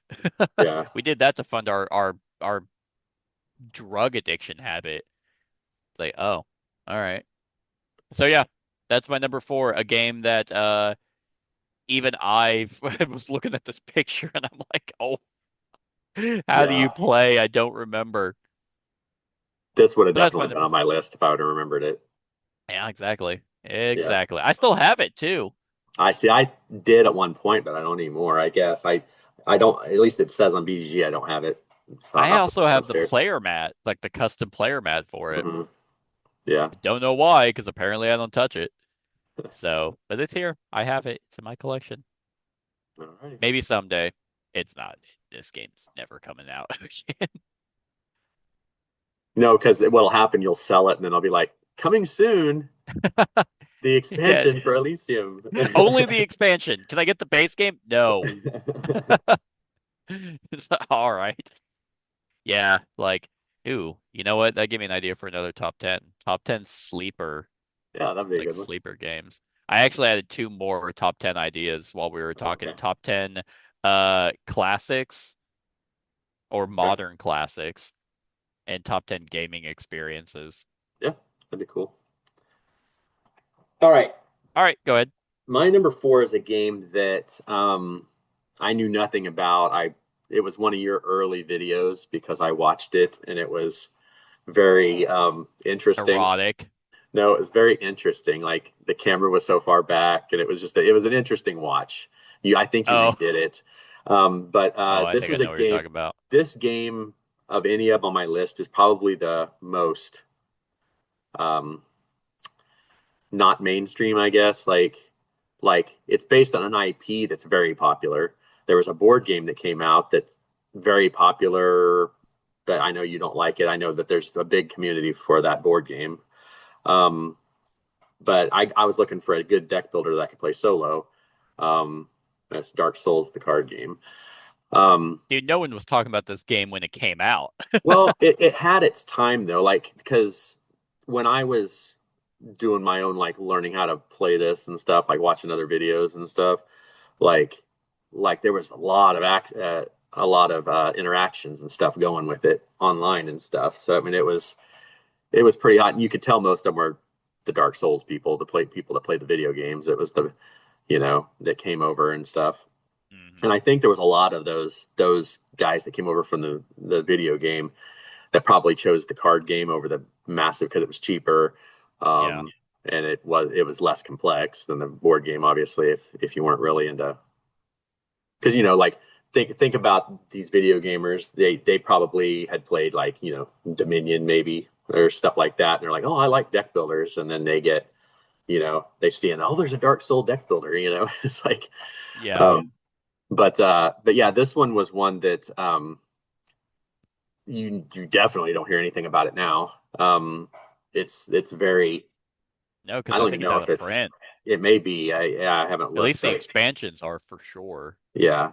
But I mean, and I always thought one thing, like when I was buying this game and getting everything for it, for just a card game, I remembered it being pretty expensive for Yeah. like the expansions and stuff. And I don't know if that's just Steam Forged and their IP stuff, but pretty much what you're doing in this game is um, you are just working your way through and just killing shit. I mean, working your way to the big bad at the end. Hmm. You are limited on the board to those six spaces. There's movement around that little grid.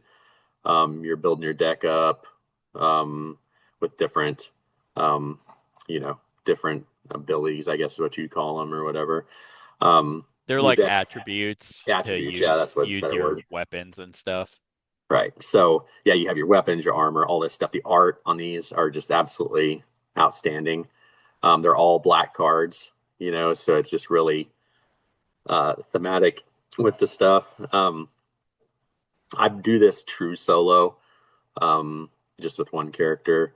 But I mean, you Yeah. kind of work your way through your deck until you get to a what is that like a campfire phase, and then that's when you Bonfire. can bonfire, and then you can kind of upgrade and do different things were there, and then you move on and keep trudging through. Um, like I said, I have everything for this game. I'm sure you do too. Yep. But uh, but yeah, having the video game IP, it did have its window where there was a lot of people pushing for this. I think the board game, I mean, it's still selling, and stuff like that. There's so many freaking expansions out for the board game. Yeah, I think Um, they've tried to rectify the issues with it with expansions later. I just think Steam Forged, yeah, they don't have the best reputation yeah, as a company. yeah. And then this one's even cooler because since you found that one 3D printed insert for this, I could actually get it back in the box and everything now. So I haven't Yeah, the played it in box a size while. was t the box size was terrible. The two expansions added more enemies and more bosses, which was always good. It even added summons, and so they gave a decent amount of content for it. I just imagine it wasn't selling all that well, even though I own this and I got rid of the board game as quickly as I could. Yeah, I think if they would have pumped more um, ads and or more attention to this game because I mean they make all these stupid miniature games that are expensive as hell. I mean, look at this. I mean, how expensive is it to make cards? Like they if they Well, would have, you know, but yeah, it's who knows why Steam. I mean, because Steamforge is gonna. I mean, their plastic big games sell because yeah, people want the minis. yeah, Like I've been victim to that when they announced Elden Ring. I was like, do I get this for the minis? No, no, yeah, I don't. I can't support Steamforge anymore. I don't like any of their games. Um, so yeah, yeah, like I mean that definitely no one is talking about this one, mainly because no one could get their hands on it. yeah. And I think yeah, and it sold. I mean, there was whenever it would show up on the game store websites and stuff, they'd be Hmm. gone in no time. It's people bought it and people went into it, but I just think it just kind of you know Yeah. people moved on. Anything Dark Souls is gonna sell though. Yeah. Like, yeah, I mean, good pick. Good pick. It is a very good game. Very Yes. hard. Yes. Very much. All right. My number three, I see that there's like almost a running theme for a lot of mine. This one was also kind of a re-implementation of another game that probably could have been on this list, but I hadn't played it. I played this one, and I recently bought the one that this one was re-implemented by. But I think this one kind of had its time the year it came out, and then it just completely fell away. I don't know if people just found the original better or if people just didn't like this version. I don't really know. And that is Yeah. Black Angel. The original's theme fits me better. Uh, the Twa, the Hmm. Renaissance fits you better than sci-fi. For this style of game, yes. Interesting. Um, well, this one I actually really like this cover. Uh, Hmm. but yeah, this one is based off Twa with which is a dice worker placement game that has kind of a lot going for it. Twa actually spawned an expansion for it, The but ladies of Troyes. yeah, Yeah. and this one kind of had that interesting system of the dice that you used were not your dice. Like people could be like, "Oh, cool, I need that value," and they could kind of like pay you to use it. But you had kind of like your own tech tree. Not really tech tree, but you had like your tech grid that you could use. You had your own little mini ships you could put fire hydrants in. They're robots, but I they was look going like to say, fire I always hydrants. say they look like fire hydrants. Um, and you could send them off to a planet to either gather an ability for it, and you could also send it off in case the planet fell off that you explored it. There were these, I don't know if they were called Reavers or Reapers or whatever they might be. Uh, they could come and damage your ship, which could uh take certain work replacement spots out of commission. This game was actually pretty heavy and still is. I think there's a lot of moving pieces, a lot of things to take into consideration whenever you are playing this game because you needed robots to be able to do stuff. Those were kind of your workers, and it was, I guess, somewhat semi-cooperative because you could have your ship blow up if it had too much damage on it from the alien enemies. But I remember the tech grid being pretty cool into how you kind of slotted things. It had that Ulm. I think Ulm had that similar vibe where you kind of slotted things into places and that would trigger the abilities. It I've been looking at this picture. I'm even like looking at sections and I'm like, "Oh my God, yeah, there's so much iconography for this game." And maybe that's why I haven't looked at Twa. I don't know if that is a simpler version. To me, it was easier to grok because of course, Okay. I've only played Black Angel once. I played it a couple years Yeah. ago, and then, but I've played Twa a handful of times. For me, it was just easier to pick up, and that was me already have played Twa before jumping into this. You would have thought I would have like kind of known what to go, but the iconography is seems a little bit more difficult to pick up on this. Yeah. Yeah, and I mean, I think pretty much the only thing they took from Twa to this one was the dice system. Yeah, like the rondelle kind of thing. Well, it was. I remember that the dice that you rolled, yeah, were placed in kind of like your section of the board, and people could kind of like take them from you to use. Um, because you use various dice modifiers to help you with actions. But yeah, everyone that I played this game with just did not do well in it, and it just feels like it feels like you're doing a lot of work to get 20 points, at the end of the game. It's Yeah. like, okay, man, I felt like I worked my ass off. How did I not score anything? So they never supported this. Not that TWA got much support either, but maybe this one was kind of like, okay, the system works really well in the first game, and you made it really convoluted in the second game. But they also had that moving board that like you would like rotate, like take the first part, rotate it, and move it to the back to show progression of you going through space, which is so it's I still have it. Like it's still in my collection. I do like it, but yeah, it's not hitting the table a whole hell of a lot. But this one did get a lot of buzz because of the original designers. It was being based off of the um one that a pretty popular game. And yeah, I think the hype for this was kind of like, oh, that year and then just Yep. nothing. Yep. Literally nothing Yeah, from for sure. I don't even see this one in anyone's top 100, and it Yep. definitely was that year. Yeah. So it's higher up on the list, and in terms of which games I like games in this list, back in this list more, but I just this is a perfect example of, oh, here's the hype for this year, and then just further, next year, it's like, man, what the hell? What was that game called? Like White Devil? I don't know. I don't remember. Anyway, moving on. I'm gonna go Yeah. play Twa. I feel like there was another game that was based off. Whatever. Yeah. So that's my number three, Black Angel. Good choice. All right. My number three is a game I believe you own pretty much everything for this, if not everything. It was a game I showed you a handful of years ago. Um, it's a light game, but it's a blast to play. There's tons of expansions, tons of replayability because you can choose anything to put out in the tableau kind of thing that you can purchase from. But this is one of those games that it came out in 2016, but this game has just totally disappeared. I mean, they keep coming out with tons of games in this world that aren't like this, but this game itself, I think nobody ever messes with anymore, and that is Valeria Card Oh, Kingdoms. Um, yeah, interesting. yeah, because this was one that was hot. I mean, every Kickstarter they had for those expansions was, doing really well. Um, and now it's just kind of, I never Well, hear anybody people talk about people have this caught anymore. on. They're just like they don't like ugly games in their collection.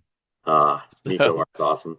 Um, but but what was cool about this though is it's like you have your grid out here and you get to choose. There's so many different options you can put out there. And the like the head monsters and stuff like that. So you're constantly gaining resources to purchase, and then you can stack them if you need to, all that stuff. But what you're doing is you roll dice every time, two dice, and then you can fire off each single number, or you can combine them and fire off that one. So if you roll a one and a five, you can fire off the one and the five, or the six. yeah. And it's by the end of the game, you have so many damn resources, and you're just plowing through and doing stuff. And then there's also like castles you can pick up. There's domains you can pick up. There's all these different things you can get. So the replayability of this is just wildly out there. And then they added all those expansions that Yeah. brought in all these different animals and different things. I think the last one they came out with was supposed to be, I haven't even played it, was supposed to be like a little campaign. But I haven't played it yet. I haven't played this game for quite a while. But You know what it is? what's that? That dice system is done in another game, Space Base, that is more popular, supported way more, and easier to set up. And that seems to be a lot of people's thing is like this game is kind of a pain to set up. It's kind of like, oh, can I just put it on the table? It feels like a lot of people's time is very limited these days that Yeah. they just want to get something quick to the table. And it's not like this game offers any more, any more complexity or depth, really. It offers more stuff, but Mhm. when you break, when you're kind of reductive about it, it's like, oh, this does the same thing Space Base does. So I'll just Pretty much play Space Base. yeah, the tricky part is like I have both of them, but I just cannot like, I have big hands, big fingers, and those little chewing gum cards that Space Base has are so hard to Oh, maneuver and manipulate. you talk about the thin, Yeah, they're just like, the an inch wide and a I few was inches, like, I was and it's sitting there, like, I'm like, what the fuck do you mean chewing gum well, card? they're like a stick of All your chewing cards gum. are bunched up. But it's I see like, stick of gum. right. I So I mean, yeah, it's the same kind of deal because Machikoro kind of it was the one that started that whole dice rolling. Everybody gets the stuff. And then Space Base came out and it went up on it. And Space Base is a great game, but yeah. this one just to me, the theme of it, I have the big play mat, so you get to it has zones for everything to lay out on, and this one just theme wise works for me better, and everything. Plus, Yeah. Space Base has that one stupid card that I hate. I take that card out of the game The every you time because win card. yeah, if you fire it off, you just win. It's like, Yeah, I've played Space Base I think like once, but and I already know that is a controversial card for a lot of people, but it's like I feel like you have to have so many things go right for you to win that way that it's like you're probably gonna lose anyway if that game like if if you're letting people set up for yeah, it. I don't know, but it's I one of haven't those played things that Space. it's one of those things that I don't mind it being in, but I played it with a group of three other people, and I happened to get that card, and I won Oh that yeah. way. And those people now hate the game and don't ever want to play it again. Oh, So it's like, that's so that's funny. why I just take it out whenever I'm playing with other people. Yeah. Because, but anyway, back to this one.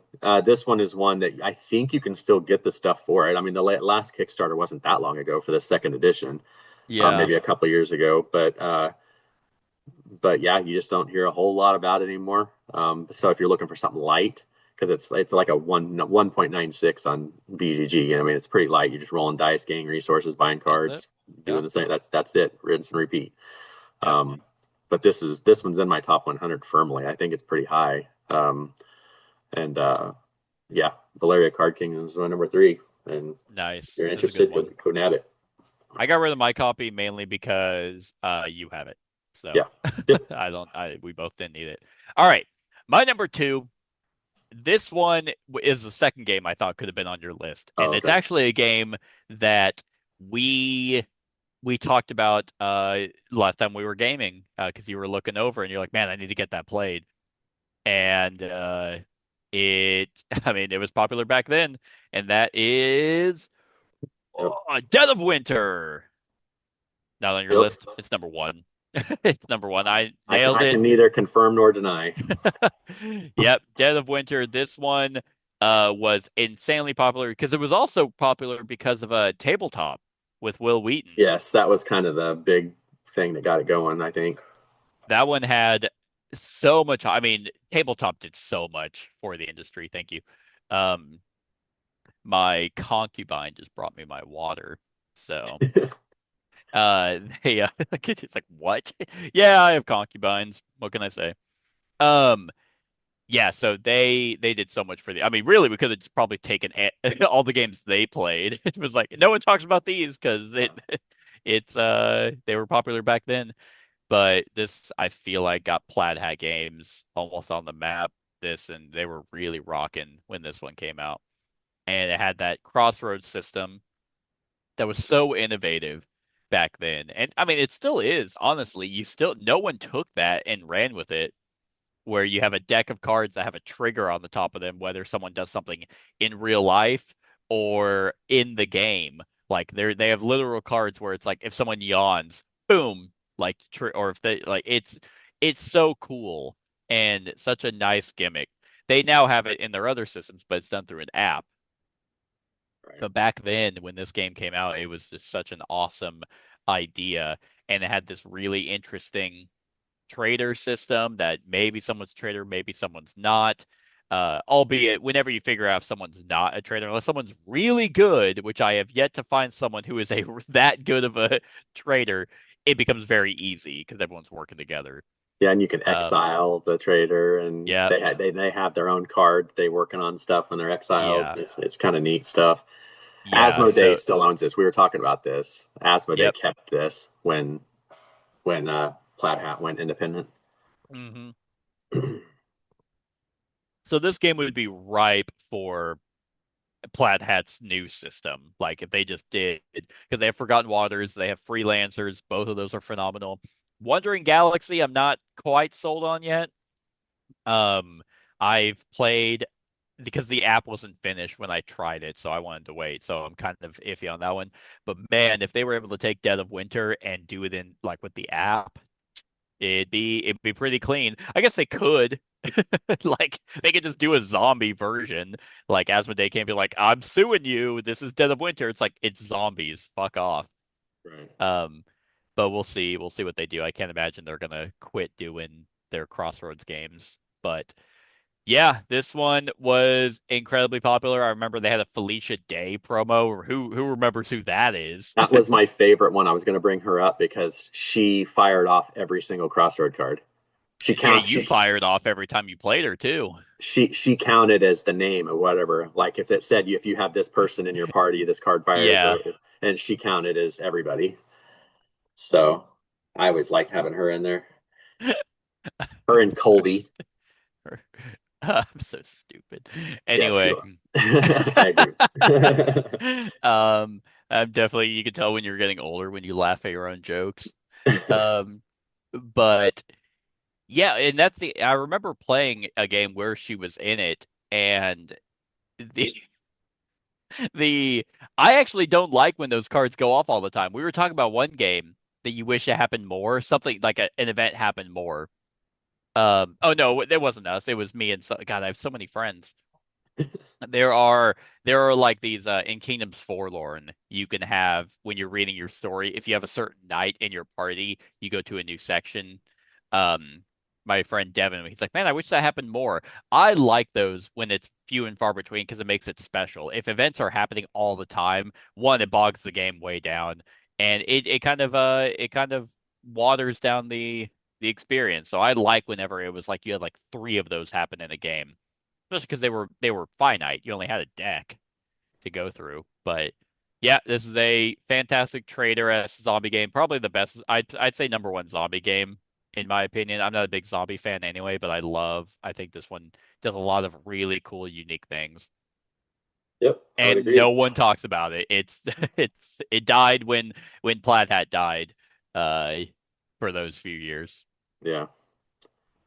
Yep, I would agree. Good choice. All right, my number two is a game that I don't know if you still own this stuff or not. I can't remember, but I'm surprised that it doesn't get talked about more. But the company that originally did this kind of went under, um, and then because they had a another Kickstarter project or Indiegogo project, um, and it just came out a few months ago, but nobody really cared. I think everybody was just kind of done with this game at that point. But I still own it. I have every single thing for this game. It's a blast to play with the um, can't remember the name of the mechanic now. Where you Oh, the merge. modular deck system. Yes, that's it. Modular deck system. That's Street Masters. Um, this is, like I said, that just had the last expansions come out a few months ago, Yeah. Well, first of but all, not it was on Indiegogo. right, So what the right. hell is that? But yeah, this one just does not get talked about, and it's still an outstanding game. Blacklist Games went under, um, Yeah, Sadler and Brothers are making a comeback they though. are. Yep, yep. I heard They're that. like, well, we didn't make it in the real world. Yeah. Let's go make board games again. But this is like Street Fighter, only not just a 1v1 thing. Like you pick your character, you're gonna pick a scenario, you're gonna pick, bad guy, merge decks, it sets up the whole board and everything. And what I can't remember what they call them, the bad guy groups that are gonna join the Yeah. boss guy, and you battle it out. And your character, you have your own deck that has different stuff in it. And your character card can eventually get powered up to where it'll flip over and it'll have like a one-time use superpower that you can fire off. And it is dice-based combat, of course, so Yep. there's a little bit of randomness there. Um, but yeah, I mean, this is really neat as far as the teamwork aspects. When we played it the last time, which has been a long, I mean, hell, you lived in Clinton at that time, but Don't tell people where I live. They're gonna find my old house. but They're- I was kind of an ass kicking guy, and you just kept tossing weapons to me. You were just like throwing weapons right? cards to me and everything, like Yeah, I supporting think me they as I have was going lore. through. I have the lore book for this game too. I think Oh yeah, yeah, he's like your mentor. He's just like, oh I okay, see. nunchucks, a sword, But defend me. there's so much for this game. I have that huge box, the Yeah, that fucking Armageddon box or whatever monster. it's Got called. it. But not everything fits in right now. I need to. There's like no 3D inserts for it. I tried There's to transfer them. not. I've tried. I've Yeah, tried to look. but yeah, this is one that is right for this list. I mean, just because this one was super popular when it was out. I mean, like it was hard to find because it just kept selling out, and then it went out of print for a Hmm. while. And then they'd keep coming back with more Kickstarter projects. Um, I think this is probably Blacklist's biggest game to date, like before they went under. I know there was some games they put out that were pretty popular, but I think from start to finish, I think this Yeah, one probably is their most best selling one. I still own this one. Brick I own City. Brook City, and Yeah. that's it. Alter Yeah. Quest felt very watered down Hmm. for some reason. And then I mean you got Freedom 5. That's by them. Yeah, but that's Kind that's a, of. it's a Freedom Fives, and I can't think of the other company. Greater Than Games, maybe. Yeah. Yeah.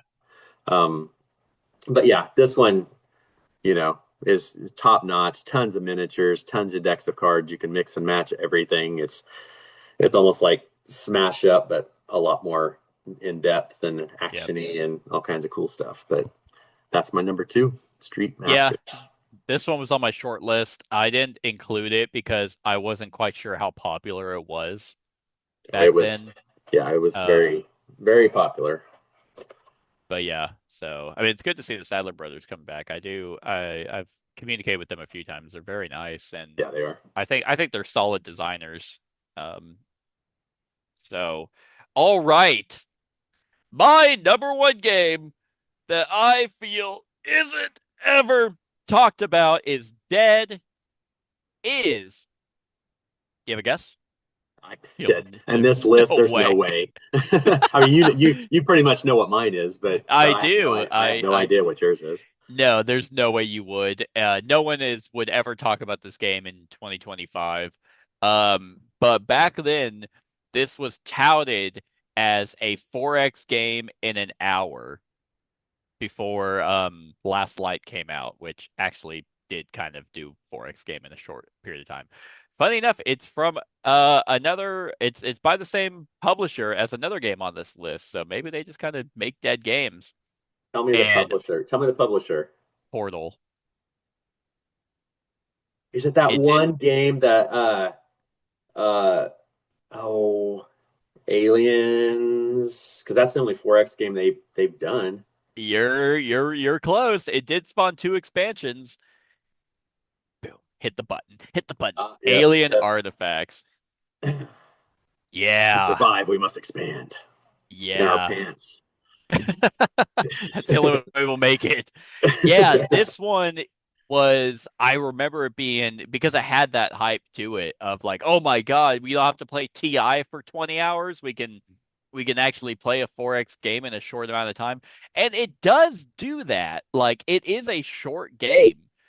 Uh well, I mean short, relatively speaking. Like it is like an hour, hour and a half. And it does have elements of 4X. I mean, but none of them are really expanded upon. I honestly don't know. Like maybe just no one liked it. What's this rated on?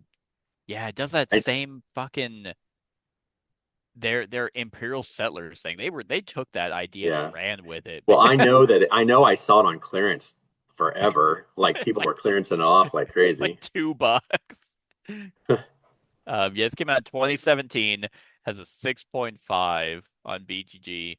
Um, but yeah, maybe this was another one that like certain reviewers were just like really because they were just so starved for a short 4X game. And I mean, and that's the thing is like your colors are kind of the elements of the 4X. The red is your building, the uh the blue is your expanding, and then the green is your exploiting. So you had just different planets that you would go out and like add to your tableau, and then you have technologies which were the blue, and then you had the red which was your ships. I only hear three But X's there. yeah, you got three X's there. I don't remember what the fourth one is. Exploit, expand, oh, exterminate. Exterminate. Yeah, I don't remember what part of that because there's no way I still own this game. No, I do not. I yeah. I'm like I did. I had they had it came out with two, but they were like small booster card expansions. Well, I remember Uh, because I almost bought this. It was on a few years ago. It was on clearance, and I could get the base game and both expansions for $19, 19.99. yeah, yeah. People like couldn't give this away. Um, Funny enough, is this also done by Matago? Do they just pick up people's Well, discarded crap? Matago does overseas distribution for places Oh, too, so okay, maybe okay. maybe this is they're Maybe that's partnered with it, them. yeah. But it was designed by Portal Games. They somewhat supported it. It just the writing was on the wall. I think like this had its time in the sun for like a month, and but I remember being talked about quite a bit back in the day, and I was like, oh yeah, this is number one because it's definitely a game that no one talks about at all. I would be surprised if I ever went to a con and saw someone playing this. Not ironically, you know. It'd be in the the math trades and garage sales or like the at conventions. Yeah, I don't even know how just this one.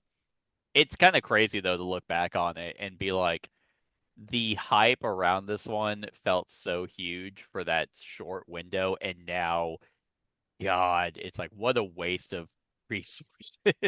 Like, like, how Portal can we Games has a lot recycle? like this because another one that I almost put on this list was Cry Havoc Oh my because God, because that's a oh shit, Cry that's Havoc was super popular that's a great one. Yeah, and then are we but yeah. sure that Dice Tower isn't just like a front for companies to sell games? Because this one was done by Sam Healy for sure, and Yeah, Cry Havoc was Tom. yeah, And man, and Cry Havoc got an expansion too. So it did. it's not for a lack of Portal games, trying. At least they support almost all their games, which is kind of cool. But I completely forgot about Cry Havoc. Yeah, that I would could have have been a put good that one that that definitely could have been on this list 100%. But because it yeah, had I all forgot. kinds of hype.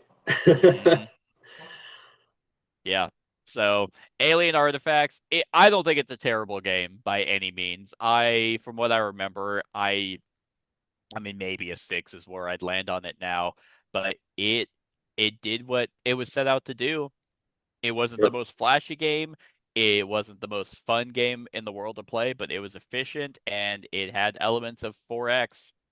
Maybe it was 3X. I don't remember what the exterminate was, but yeah, yeah. And you know what's fun about this list is we talked about games that barely ever get brought up.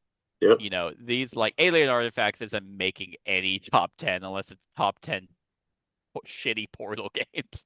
Right. I don't know, but it was this one I was excited to do because we finally got to talk about games that aren't naturally going to Yep. be like a staple.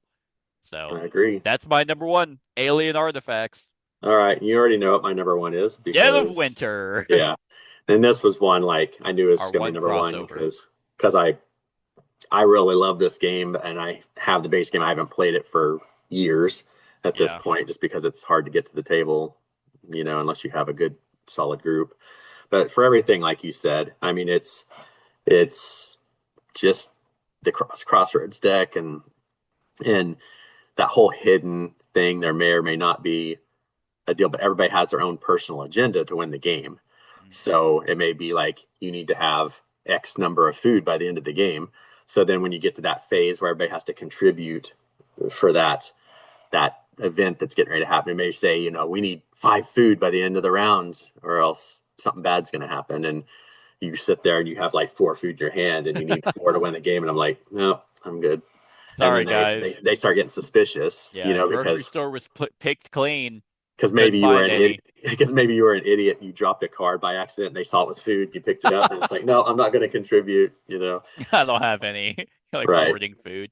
It's well they also the Crossroads cards, I know they have one in there that's like a psychologist that lets you look at someone's Yeah, secret thing. So a lot of elements that let you kind of find out what people have, and it sows discourse in the game in yeah. a really solid way. And they Well, even supported this quite a bit with the Long Night, a mhm. standalone. I didn't do any of those expansions. I feel the base game just was perfect, is enough for Yeah, me. But what I did to upgrade mine a little bit was I ditched all these blue dice yeah, and I bought these like frosty dice, so it looks like they're frozen. And then I got like red paint and kind of splattered on them, nice. so they look like blood splattered ice, That's and stuff, cool. and That's that to cool. match All stuff. that to never those I things are know. probably all molded together from the No, no, no. spray They're all paint. good. I actually looked at this um, a few days ago when the guys were talking about Halloween games and stuff like that. Because You're just in the dark opening it up like, oh, I know, yeah, if that happens only. more often than you you think. Yeah, it's this and you had like followers and different characters Hmm. that you could play. This one really captured the zombie apocalypse. Without it being this was like Walking Dead. It was about the colony, not the zombies. Right. Like, but the zombies were a threat. But they weren't like, oh, it's hordes of zombies. It's not World War Z.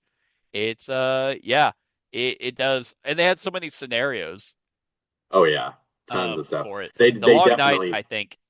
Sorry, I was gonna say the Long Night kind of hurt themselves for making it a standalone. Like that yeah, should have just been an expansion. they definitely um, didn't skimp out on decks of cards. Yeah, Like some base games, they do that if they know an expansion's coming, so they can add more. But they like that Crossroads deck is thick, and it's huge. Yeah, and you're never going to get through it, obviously, yeah. and all those other cards. There's just so much and But stuff. But but unfortunately, Gen X or whatever it was called, Gen Z, just really blew this game out of the water. Is that what it was yeah. called? What was that game called? That would have been another one that no one talked about. I don't even think it was Oh, popular. uh, Gen 7. Gen 7. Yep, Yes. see, that game was atrocious. Yeah, I Like, never played it. I heard you talk about it, and I oh, didn't it ever was jump onto it. so Plus, it went fucking to bad. clearance so fast. It's yeah, that's why it's not on this list because it's like we got to talk about games that were popular and Right, rightfully so, not shitty games that right, no one talks exactly. about. All right, well, that is it, everyone. Those are the games that we think that no one talks about, except I guess this list makes no sense because we're talking about them. Yeah.